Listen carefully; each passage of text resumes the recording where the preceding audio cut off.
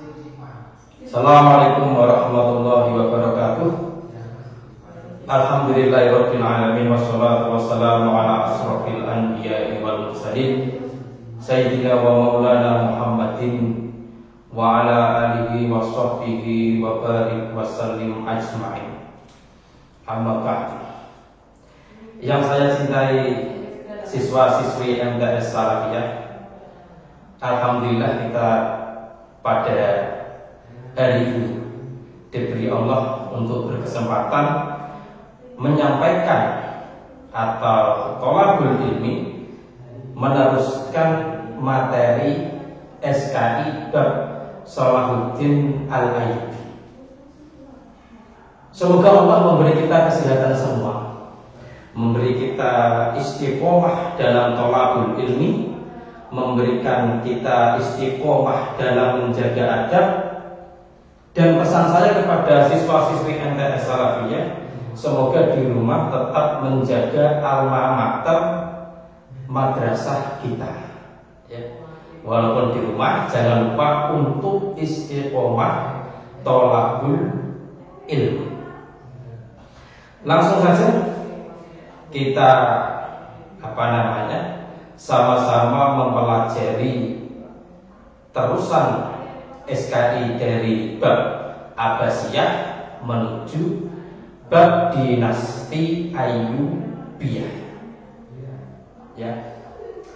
Dinasti Ayyubiyah itu apakah terjadi karena perang dengan dinasti Abbasiyah, perebutan kekuasaan, ataukah seperti Muawiyah yang terjadi karena anak raja menjadi raja, yaitu atau istilahnya disebut sistem monarki. Di dalam masalah ini saya akan menerangkan sejarah di dalam sejarah, yaitu kalian harus tahu sejarah pergantian Khulafaur Rasyidin, kemudian Muawiyah, kemudian Abbasiyah, kemudian Ayyubiyah.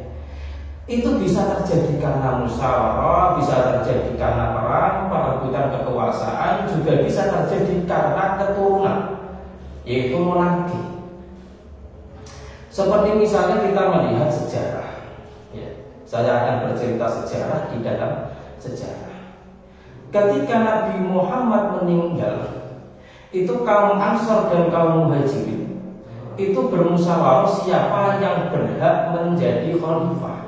Dari kaum Ansor itu namanya Sa'ad bin Ubadah, ya kan? Itu memimpin musyawarah itu.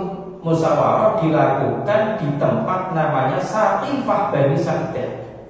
Dari kalangan Muhajirin, Abu Bakar tahu, kalau Sa'ad bin Ubadah, kaum Ansor ini sedang bermusyawarah yang berhak menjadi khalifah. Akhirnya Abu Bakar, Umar, kemudian Abu Ubadah ini menuju Saqifah Bani Sa'idah, nyusul sapa jenenge Sa'ad bin Ubadah. Terus kemudian di situ musyawarah dari kaum Ansor yang berhak menjadi khalifah harus kaum Ansor, dari kaum Muhajirin yang berhak menjadi khalifah harus dari kaum Muhajirin. Sampai selesainya itu ketika Abu Bakar mengungkapkan hadis Al-A'immatu min Quraisy, bahwa yang namanya imam itu dari orang Quraisy, harus dari orang Quraisy. Dari situlah kemudian bahwa yang namanya khalifah itu kemudian ditunjuk dari Muhajirin. Nah, orang-orang Muhajirin akhirnya cocok dengan Abu Bakar dan kemudian Abu Bakar dibaiat. Itu pertama terjadinya khalifah, yaitu dengan musyawarah. Ketika sampai Umar, Utsman, Ali kemudian ada yang membelot atau ada yang mempersaingi menjadi khalifah, yaitu Muawiyah bin Abi Sufyan. Muawiyah bin Abi Sufyan yang mungkin cocok sebagai khalifah itu saya. Ya, sedangkan Ali itu sudah menjadi khalifah. Akhirnya sampai Ali itu kemudian meninggal waktu subuh ditusuk tubuhnya. Kemudian diganti dengan Hasan. Hasan masih punya saingan khalifah dengan Muawiyah bin Abi Sufyan sampai diganti Husain.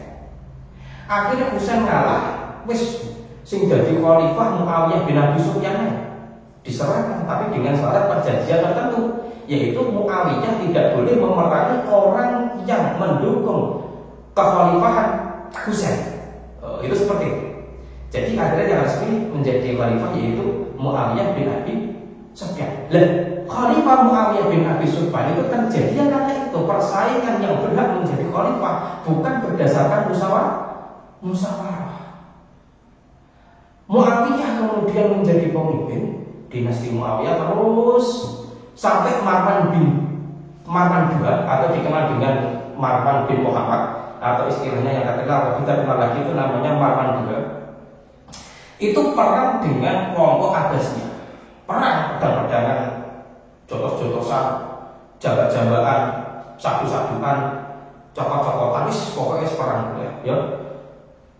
Kemudian dimenangkan oleh kelompok Abbasiyah sampai Marwan II itu minjak sampai ke Mesir Barat. Ya, itu Abbasiyah. Setelah Abbasiyah kemudian sejarah menerangkan tentang dinasti Ayyubiyah. Ayyubiyah ini janjian terjadi dari apa sih? Apakah dari terjadi musyawarah ataukah terjadi dari peperangan? Tidak. Ayyubiyah adalah dinasti bawahan dari dinasti Abbasiyah. Maka di dalam sejarah Abbasiyah sesi kedua, ya, yang dibagikan itu mempunyai otonom di Mesir. Di Mesir ada dinasti banyak, dinasti kecil, bawahannya dinasti Abbasiyah, yaitu dinasti Iqdisiyah, dinasti Turukiyah, dinasti Fatimiyah, dinasti Mamluk, kemudian dinasti Ayyubiyah. Kita tidak akan menerangkan dinasti-dinasti yang kecil atau kurang berjasa di dalam mengembangkan agama Islam. Yang kita bahas adalah dinasti yang begitu besar mengembangkan membesarkan sejarah Islam, yaitu dinasti Ayyubiyah. Jadi tidak lengkap kalau saya kurang menceritakan biografi dari dinasti Ayyubiyah. Jadi dinasti Ayyubiyah itu dinasti yang didirikan oleh Salahuddin Al-Ayyubi. Maka kita tahu bahwa nama Ayyubiyah itu diambil dari nama terakhir Salahuddin Al-Ayyubi. Ayyub kemudian menjadi Ayyubiyah. Salahuddin Ayyubi diambil dari nama yang kedua yaitu Ayyub kemudian menjadi Ayyubiyah.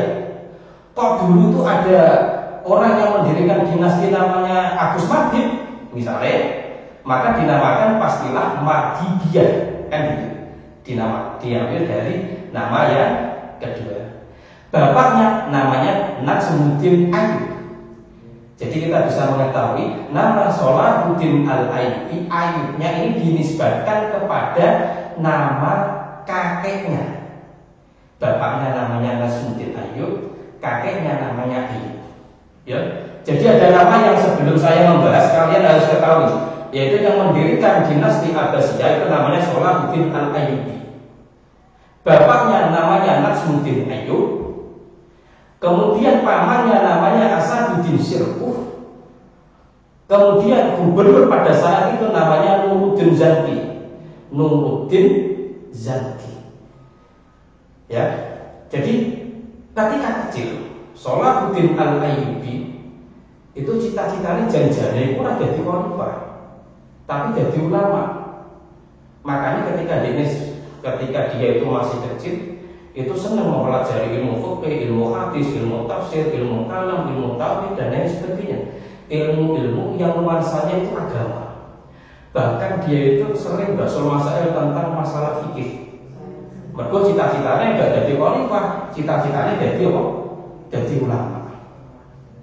Tetapi karena dia itu di lingkungan yang ayahnya itu sebagai pejabat militer, pamannya juga sebagai komandan perang, maka dia ketika menginjak dewasa itu suka mempelajari politik, suka mempelajari perang, karena dia di dalam kehidupan yang keluarganya itu pejabat atau komandan apa perang. Ya, cara Indonesia ibaratnya santri, tapi bapak TNI, pamane Polri, yo panes nih misalnya kok jadi anak sing santri, asalnya santri terus jadi khalifah. Nah, awal politiknya atau awal karirnya itu menjadi khalifah, ya, itu ketika pamannya yang bernama Asaduddin Syirkuh itu diperintah gubernur saat itu yang bernama Nuruddin Zanki diperintah membantu Mesir. Mesir itu zaman dahulu itu namanya dinasti Fatimiyah. Dinasti Fatimiyah ketika itu di Mesir dipimpin oleh orang yang bernama Syawal, ya. Jadi siapa namanya?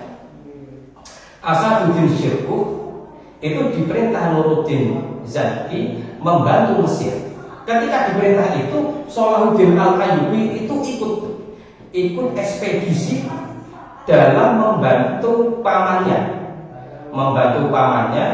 untuk perang, membantu pasukan Mesir. Nah, Mesir itu perang melawan anggota pasukan Salib yang dipimpin oleh Dirdam. Akhirnya perang, pedang-pedangan, jotos-jotosan, jabat-jabatan, pancal-pancalan. Alhamdulillah menang. Pasukan Asaduddin Syirkuh yang dibantu Salahuddin Al-Ayyubi menang, membantu Syawal ini menang.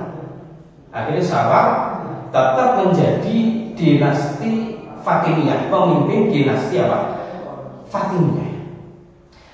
Tetapi anehnya sudah dibantu 3 tahun kemudian, yang dulu itu dia perang melawan anggota pasukan Salib, sekarang 3 tahun kemudian itu malah mengikuti anggota pasukan Salib yang mengikuti pasukan anggota Salib, itu namanya Syawal. Contoh gini nih, biyen niku perang lawan pasukan Salib, menang, dibantu Salahuddin, dibantu pamannya Asaduddin Syirkuh. 3 tahun kemudian dia malah ikut pasukan Salib. Itu lucu sekali. Ini secara kebangetan, sampai siapa namanya gubernur ketika itu Nuruddin Zanki, ini Syawal ini nomor nih, kebangetan. Biar tak bantu saya ini kok malah berlawanan arah, memberontak dengan kita. Ya sudah, Mesir hancurkan saja. Akhirnya Nuruddin Zanki juga memerintah Asaduddin Syirkuh sama Salahuddin Al-Ayyubi menghancurkan Mesir yang dipimpin oleh Syawal tadi, dinasti Fatimiyah. Sampai perang 5 kali, akhirnya dinasti Fatimiyah yang dipimpin Syawal akhirnya kalah, ya kan? Karena kalah kemudian gubernur Nuruddin Zanki akhirnya mengangkat Asaduddin Syirkuh menjadi gubernur atau wazir di daerah Mesir.